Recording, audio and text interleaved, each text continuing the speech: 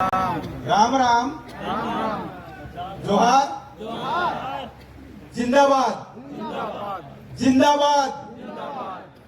क्योंकि जिंदाबाद हमारे वहाँ पे जो समुदाय वो हमारा जो संगठन बना हुआ है वहाँ पे ये शब्द हम उपयोग कर रहे हैं। जिंदाबाद हमारा अभिवादन भी इस शब्द से जोड़ा गया है। सिर्फ संगठन में हम कह रहे हैं कि जिंदाबाद। अब जिंदाबाद वाली बात है वो एक सीधे सीधे आदिवासियों से जुड़ा हुआ है।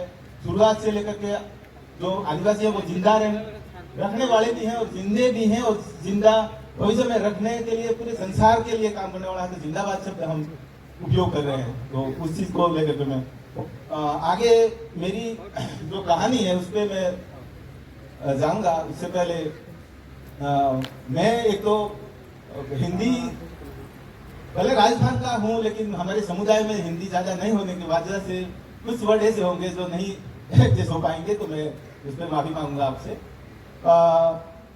मेरा नाम दल्लाराम बामनिया करके है। मैं भील ट्राइब से आता हूँ और मैं राजस्थान से हूँ। राजस्थान के उदयपुर डिस्ट्रिक्ट से आता हूँ। उदयपुर डिस्ट्रिक्ट में कोटड़ा तहसील है और कोटड़ा तहसील जो है वो राजस्थान के अंदर अगर देखा जाए तो पूरे राजस्थान के अंदर देखा जाए तो वो पूरी तरह से पिछड़ा एरिया माना जाता है। कोटड़ा का जो एरिया है वो, तो वहां से मैं आ रहा हूँ। मेरी कहानी शुरू करता हूँ तो मैं एक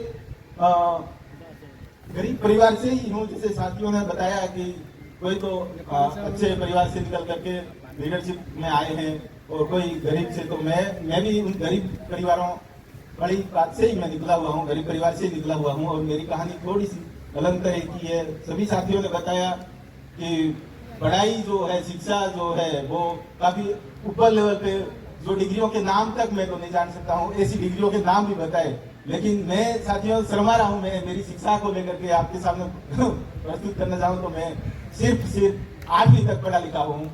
और अभी तक मेरी जो शुरुआत हुई थी वो अलग तरीके से हुई थी। मेरी मजबूरी भी थी, मजबूरी को लेकर के मेरी कहानी की शुरुआत हुई थी। लेकिन बीच में मेरे समुदाय को लेकर के बीच में जाते जाते संघर्ष में बदल गई और समुदाय का एक संघर्ष हाथ में लिया और आज संघर्ष चल रहा हूं। तो मेरी कहानी उस तरह से मैं समाप्त करूंगा। लेकिन मेरी शुरुआती पर्सनल जो लाइफ थी वो बताने चाहूंगा। मैं 2-3 मिनट बताऊंगा। मेरी लाइफ जो थी वो शिक्षा से जुड़ करके काफी कमजोर था। मेरा परिवार कमजोर था। मेरे पिताजी मेरे को पढ़ाना भी चाह रहे थे, लेकिन मेरी छोटापन होने की वजह से, मेरी समझ न होने की वजह से मैं पढ़ाई में ज्यादा ध्यान नहीं दे पाया। और 7वीं और 8वीं क्लास में जाते जाते ही मैं आसपास के एरिया के हिसाब से अन्य साथियों के गांव के माहौल को ध्यान में रखते हुए मैं अलग मुद्दों पे भटक गया और मेरे को पिताजी ने पढ़ना बंद करवा दिया। और 15 साल की उम्र में मेरी सगाई करके शादी भी करवा दी थी। उस टाइम में मेरी 99 में मेरी शादी हो गई थी। 15 साल की उम्र थी उस टाइम में। तो साथियों शादी हो गई, उसके बाद पढ़ाई बिल्कुल रुक गई और मेरे को पिताजी ने जिम्मेदारी दे दी, भैंसे और बकरियां बेचने का जिम्मा दे दिया। और भैंसे और बकरियां थी हमारे परिवार में, तो वो जंगल में जाता था और सराहने का काम करता था। पर धीरे धीरे वापस मेरे को ध्यान में आया कि जब पढ़ना जरूरी था और मैं क्यों निकल गया होगा यूं। वो जो मेरे साथी जो थे वो आगे बढ़ रहे थे, तो उनको देखते हुए मेरे को यूं लगा। तो पढ़ाई तो नहीं कर पाया, लेकिन सुप्ते से पिताजी ने बिल्कुल ही मेरे को मना कर दिया था कि तेरे को इन बच्चों के साथ भी नहीं रहना है, तेरे को काम करना है, घर पे जो काम है वो करना है। यूं करते मेरे को तंग भी करते रहते थे। लेकिन मैं सुप्ते से इन साथियों के साथ एक प्रतियोगिता होने जा रही थी तहसील स्तर पे, ग्रामीण ओलंपिक जो बोलते हैं गाँव में।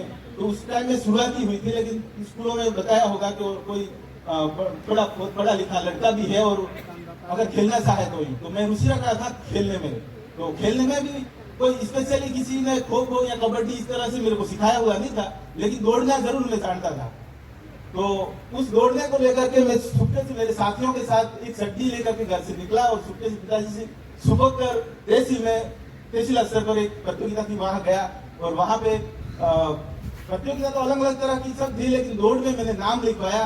और दौड़ जो थी वो 8 किलोमीटर की दौड़ थी। उसमें मैंने नाम लिखवा के उसमें रनिंग की। रनिंग करने के बाद मेरे को मतलब सेकंड रहा था। मैं एक दूसरा साथी था वो फर्स्ट आया था और सेकंड रहा था।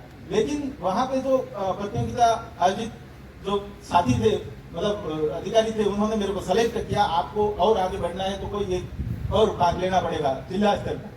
तो मैंने हाँ भर दी और वहां से थोड़ा जोश आया, मेरे को भी सेकंड कहा और वहां पे थोड़ा सम्मानित किया, तो तालियां बजी, तो मेरे को थोड़ा जोश आया कि अरे साज में कुछ कर सकता हूँ। तो मैंने जोश लगाता हुआ उनको कहा कि हाँ भरी, और कुछ तारीखें भी तय थी, तो उस तारीख के अनुसार राज्य स्तर पे भी पहुंचा दौड़ के लिए। तो वहां पे काफी अलग अलग जिलों से साथी आए थे दौड़ में, और वो दौड़ थी उसी टाइम में चैलेंज दिया था कि आपको 42 किलोमीटर की दौड़ दौड़नी होगी वहां पे। मैराथन दौड़ बोलते हैं, आप सब जानते हैं। तो मैराथन दौड़ में मेरे को भाग लेने के लिए तैयार किया। मेरे साथियों ने थोड़ा धक्का दिया था, जो कि मैं सीधा सीधा नहीं जुट पा रहा था, लेकिन साथी थे, उन साथियों ने मेरे को धक्का दिया और मैं वहां गया। वहां जाने के बाद राज्य स्तर पे तीसरे स्थान पे मेरा नंबर रहा था, और 3.5 घंटों में 42 किलोमीटर की दौड़ रनिंग करके मैं वहां पे तीसरे स्थान रहा।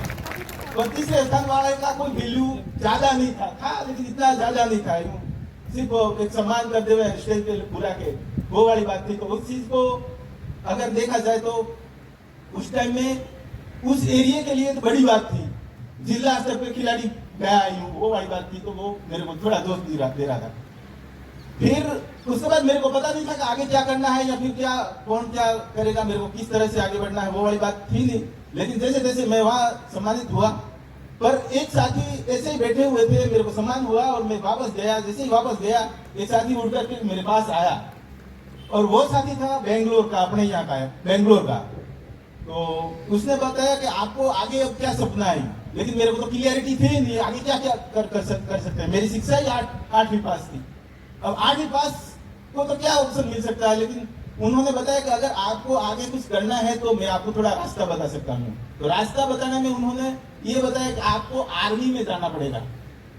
अब आर्मी के लिए ऑफर की, और आर्मी के बारे में जरूर जानता था, बॉर्डर पे लड़ना होता है, ये फलानी सब चीजें मैं जानता था। लेकिन उसने आर्मी के लिए कहा, और मेरे को किस एंगल से देखा उन्होंने पता नहीं मेरे को, लेकिन उन्होंने कहा तो मैंने उनको भी हाँ कर दी। अब हाँ कह दी, और उन्होंने तारीख दी, 3 महीनों के बाद आपको आना है, एकेडमी है, मतलब आर्मी में जाने के लिए तैयार होने के लिए उन्होंने बताया था। जाने के लिए सीधी भर्ती हो गई, वो वाली बात नहीं थी। अब जब मैं वहां बेंगलोर किसी तरह गया, पिताजी से पैसे 6-7 हजार रुपए रिक्वेस्ट किया, और उन्होंने 2002 में 2002 की बात है, रिक्वेस्ट किया, 7 हजार रुपए लेकर के वहां पहुंचा, बेंगलोर गया। बेंगलोर जाने के बाद 2 महीने तक वहां उनके साथ ट्रेनिंग भी मैंने ली है आर्मी के लिए, मतलब आर्मी के लिए तैयारी करके, जब वैकेंसी खुलेगी तो आपको सरकार में नौकरी दिलवा देंगे, वो वाली बात थी। लेकिन हुआ ये कि मतलब एकेडमी में सब साथी जो आए थे, अलग अलग राज्यों से आए हुए थे, उन्होंने कुछ कारणोंवश छोटे बिजनेस में ही चले गए, एकेडमी खाली हो गई। अंत में मैं अकेला बसा था, और हमारे डायरेक्टर कमांडो जो थे, सिखाने वाले ट्रेनर जो थे, वो हमारे राजस्थान की जयपुर के थे। उन्होंने मेरे को सहयोग दिया, मैं रुका एंड तक, लेकिन अकेले को क्या ट्रेनिंग देते, क्यों करते। वो फिर उन्होंने कहा कि आपको वापस बुलाया जाएगा, लेकिन अभी आपको घर जाना है। 2 महीनों के बाद मैं वापस घर गया। घर जाने के बाद पिताजी को पूरी डिटेल के बारे में मैंने पिताजी को बताया कि मैं जाने वाला हूँ, फाइनली जाने वाला हूँ। लेकिन धीरे धीरे टाइम गया, पिताजी को पता चला कि ये इसमें ही मतलब चले आए। तो पिताजी ने और मेरे को डांट भी डाला, बहुत मतलब अलग तरह से वहाँ माहौल थोड़ा बना मेरा। तो मेरे परिवार में काफी माहौल बिगड़ गया, मेरी बात तो थी वो भी चली गई, उस तरह का माहौल बन गया था। अब मैं क्या करूँ, ये करके वाइफ थी वो भी चली गई छोड़ के, और पिताजी ने अलग कर दिया था, आपका परिवार अलग से संभालियो। तो मेरे को 5 मन मतलब 1 क्विंटल अनाज दे करके अलग परिवार से अलग किया था। तो आपको आपके हिसाब से गुजारा करना है, आपको अलग से व्यवस्था करनी है आपके परिवार के लिए। अब मेरे को ये पता नहीं था कि कैसे मेंटेन करें 5 मन मतलब 1 क्विंटल अनाज में ही खाना भी है, पीना भी है, करियाना भी है, कपड़े भी हैं, सब चीजें। अब 10-12 दिन चला, फिर ऑटोमेटिकली वो खत्म हो गया। अब लाऊं तो कैसे लाऊं, मजदूरी जाने में भी शर्म वाली बात थी। अब मैं उस लेवल पे था, मतलब मानसिक रूप से वो होता है कि समुदाय में छोटी मजदूरी तो कर नहीं सकता, कोई अच्छा सा काम मिले, वो वाली बात से शर्मा रहा था, तो मजदूरी पे भी नहीं जा पा रहा था। लेकिन भाई फिर चली गई, उनको कपड़े वपड़े सब चीजें देखते हुए। तो अब मैं थोड़ा शॉर्ट ले जा रहा हूँ इस चीज को, तो उस चीज को ध्यान में रखते भाई तो चली गई। तो फिर मैं भी 5-6 दिन तो जैसे जैसे निकाले, फिर मैंने सोचा कि अब तो लास्ट नंबर मेरा ये है कि मजदूरी ही करनी पड़ेगी। अब उस टाइम में और अभी भी एक दौर है उस एरिए का पूरा कि भाई खेती काम ही लास्ट मतलब ऑप्शन है वहाँ का, खेती काम में मजदूरी के लिए जाना। अब खेती काम मजदूरी में गुजरात में जाते हैं हमारे वहाँ के लोग, वो पूरा मैं डिटेल में बताऊंगा। वो जो प्रवास से हमारे पूरा क्षेत्र है 200-300 किलोमीटर का क्षेत्रफल है, वहाँ पे सभी ट्राइब जो एरिया है वो भील ट्राइब के लोग हैं सब, और सभी के सभी लास्ट एंड जो सोर्स है वो प्रवास है, और प्रवास भी खेती काम में, और खेती काम में भी गुजरात का साबरकांठा और बनासकांठा सब जानते होंगे, गुजरात के साथी भी हैं, तो उस जिलों में जाकर के उनका जीवन यापन करते हैं।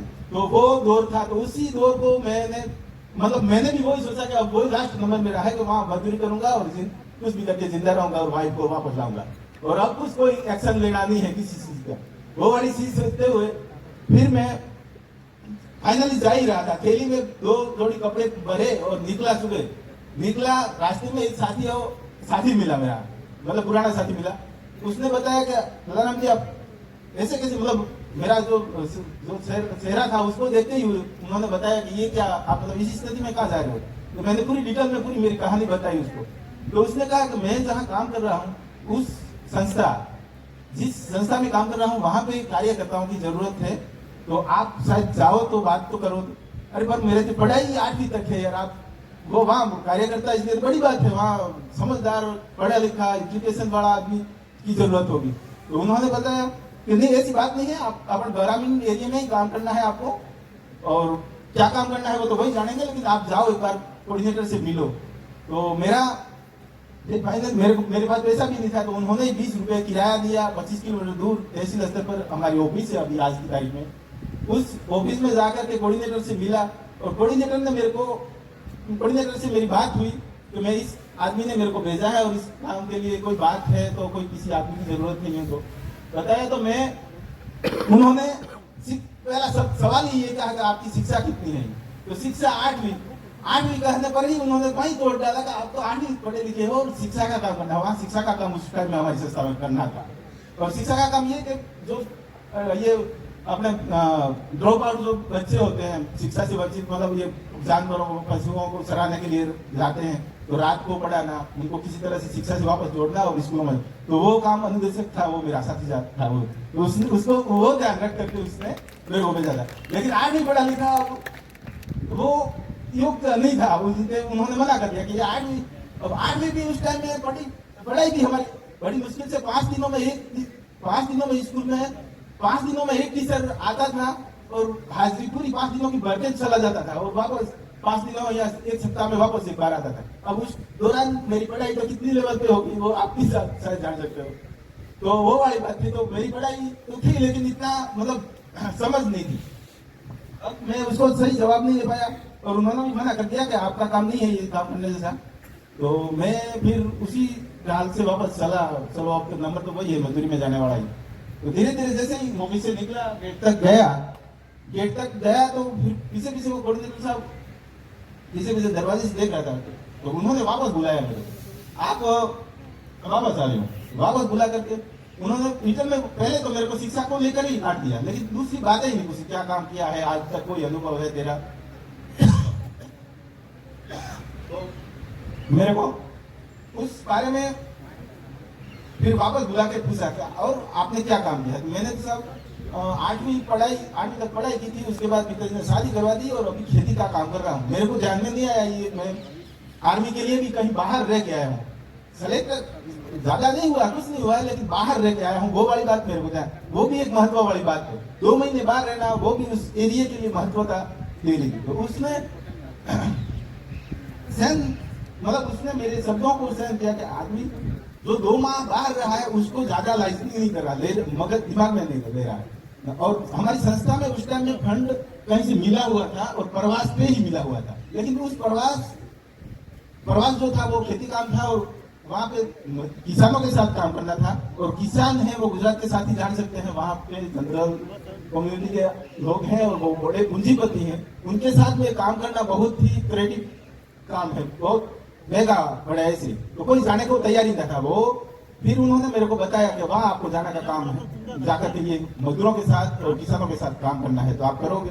तो मैं थका हुआ आदमी था, तो मैंने फाइनल किया कि सर मैं जाऊंगा किसी की तरह, करके तो देखूं एक बार यूं।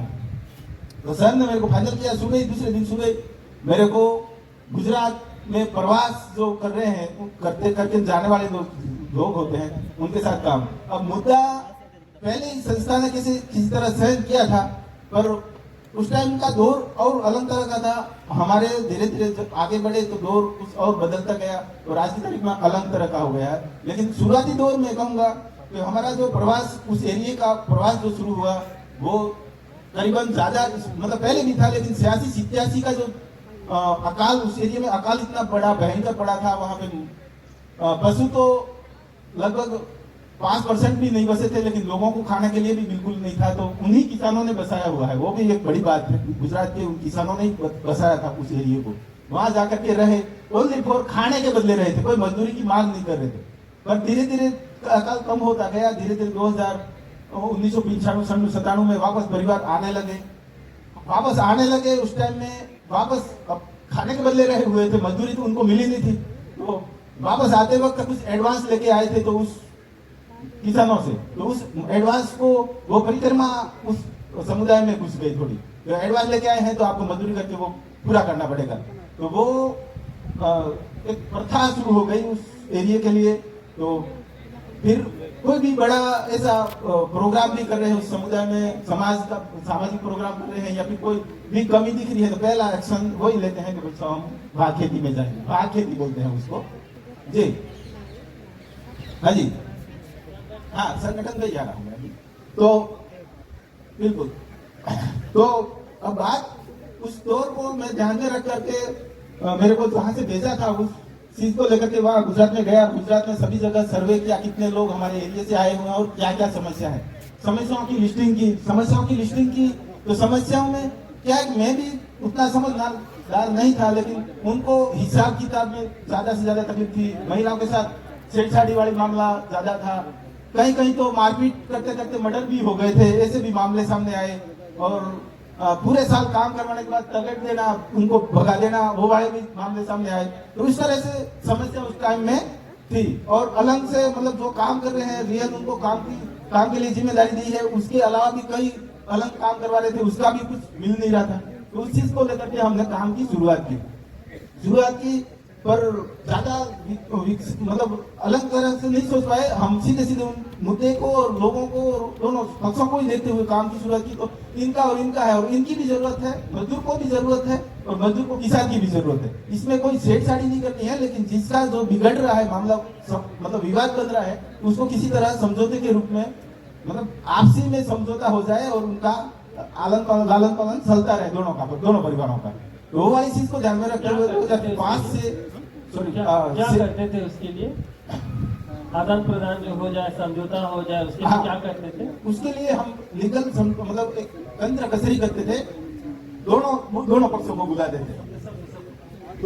बुलाते थे और बात करते कि भाई किसान को भी बुलाते और मजदूर को भी बुलाते, दोनों को आपस में बिठा करके क्या कमी रही क्या रही काम में। तो किसान उसका पक्ष रखता कि भाई मेरे से एडवांस इतने 1000 रुपए लिए हैं, ये टाइम पे काम नहीं करता है। पर वास्तविक टाइम पे काम करने का अलग कारण था। और किसान होता है, उसकी पैरवी उसी तरह से करता था, मजदूर बोल नहीं पाता था, लेकिन किसी तरह उनका गुजारा चल जाए उतना दिलवाना, मतलब शुरुआती दौर की बात कर रहा हूँ।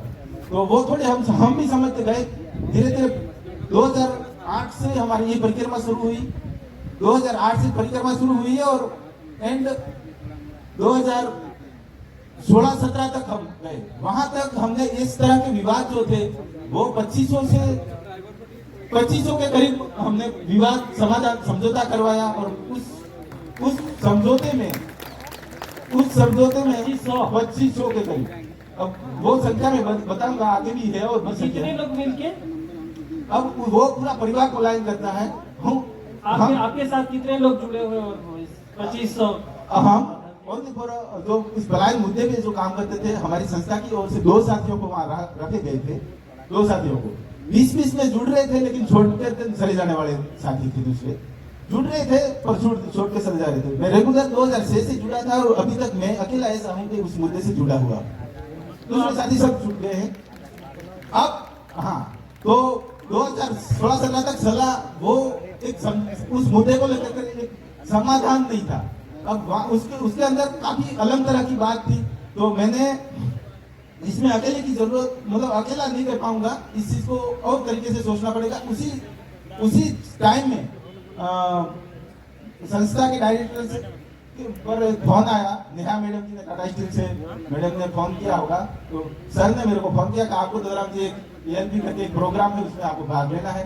तो मैं कभी इस मुद्दे के अलावा दूसरे कहीं किसी जगह गया नहीं था, कभी भी नहीं गया था, मौका भी नहीं मिला था मेरे को। लेकिन पहली बार ऐसा था ELP में आने को मौका मिला। मैडम ने मेरे को इंटरव्यू लिया, फोन पे कॉन्फ्रेंस करके इंटरव्यू लिया।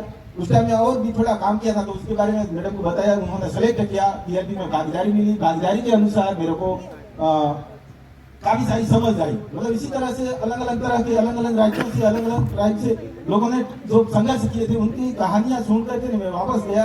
वापस जाने के बाद मेरे मतलब डायरेक्टर से बात की कि सर मैं इस तरह से, वहाँ DLP में हमारे को सिखाया गया था, ये था। उन्होंने बताया कि तुम कुछ कर सकता है इस बारे में ही। तो सर हो सकता है, लेकिन अपन सबसे हो पाएगा, पूरी टीम लगना पड़ेगा इसमें। तो टीम तो लगा देंगे, लेकिन तेरे को करना पड़ेगा। यूँ तो मैंने फिर तय किया कि नहीं सर करेंगे। तो हमने शुरुआत की, समुदाय से ही आवाज कैसे निकले, और समुदाय से आवाज ये निकले कि उनकी जो अधिकार है, उनके जो हक अधिकार है, उन पे वो आवाज उठाए। और किसान, अब सरकार हो तो उस तरह से माहौल बनाए, लेकिन अब किसानों के सामने ही आवाज उठाने वाली बात थी, और वो व्यवस्था भी बिगाड़ना नहीं चाह रहे थे, वो सौंपने बात थी। तो उस तरह से तो हमने समुदाय में से ही सरपंचों को, पहले शुरुआती दौर में हमने सरपंचों को सुना कि सरपंच साथी हमारे को इस समुदाय को इस मुद्दे पे मदद करने के लिए तैयार रहेंगे। तो और सरपंचों के लिए भी हमने आयोजन किया था, एक मीटिंग करेंगे, उनके साथ ये मुद्दा रखेंगे। लेकिन सरपंच करीबन 12 पंचायतों के एक शुरुआती दौर में एक क्लस्टर था, 12 पंचायतों का, 12 पंचायतों के सरपंचों के साथ मीटिंग करने के लिए बुलाए। लेकिन उस दिन एक सरपंच भी उस मुद्दे को लेकर के वहां आने को तैयार नहीं हुआ। तो पहले तो बोल दिया हम आ जाएंगे, लेकिन एक भी सरपंच नहीं आया था। तो हमने निराशा जारी किया, मतलब ये तो मतलब सरपंच लोग तो नहीं कर पाएंगे। तो हमने सोचा कि जो पलायन करने वाले साथी हैं, उसी में से जो लीडर लोग हैं, साथी जो थोड़ा अनुभव रखते हैं, हमारे विवादों से जुड़े हुए थे, वो थोड़ा समझ रखते थे, ऐसे आदमियों से मिले, वो सहयोग करेंगे यूं। पर वो भी ज्यादा इन्वॉल्व नहीं हो पाए, क्योंकि उनके परिवार का गुजारा ही चलाना मुश्किल हो रहा था उस टाइम में। 2018 के बाद की बात कर रहा हूँ। फिर हमने अभी लास्ट 21-22 में सोचा कि जो गाँवों में सामाजिक तौर पे नजरिया रखने वाले जो लोग हैं, उस तरह से, तो अभी मेरे साथ कुछ साथी जुड़े भी हैं, साथी हैं मेरे साथ। तो मेरे साथी सब इधर आ जाए, ये अभी नए हैं। हम इस तरह के लीडरों की सूची तैयार की, करीबन 200 लोगों की तैयारी की, लेकिन उसमें से 100 लोग आज की तारीख में हमारे पास एक्टिव हैं, और पुराने साथी नहीं आ पाए हैं। आज